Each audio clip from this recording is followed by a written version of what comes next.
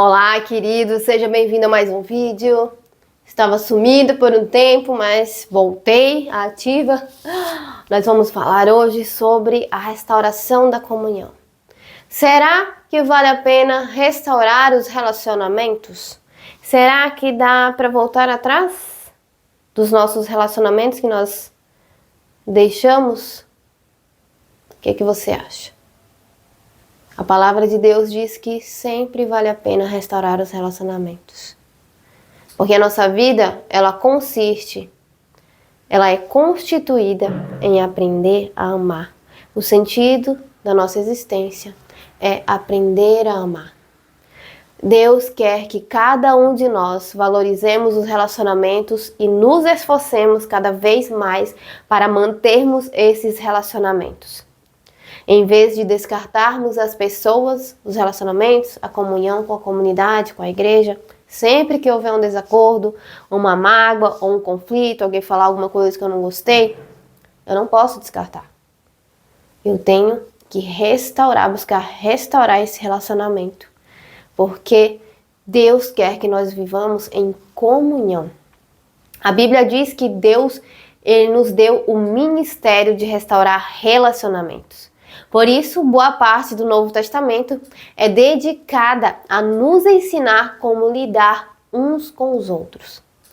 Paulo, ele vem nos ensinar, ele vem nos orientar que a habilidade de tratar bem as pessoas, de ser bom com as outras pessoas, é um dos traços do cristão maduro.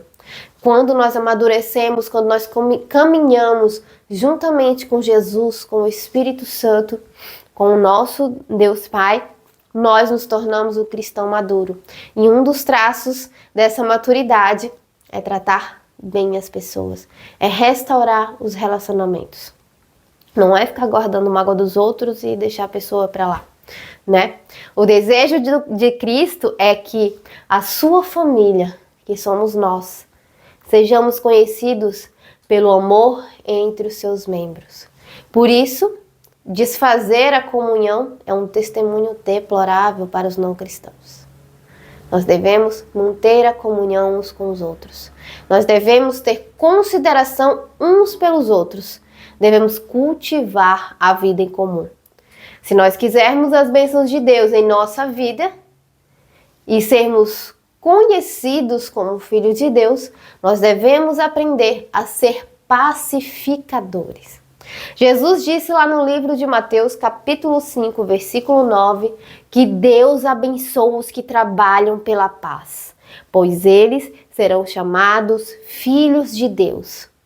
Queridos, nós temos aqui que Jesus, ele não disse bem-aventurados os que amam a paz, porque todo mundo ama a paz.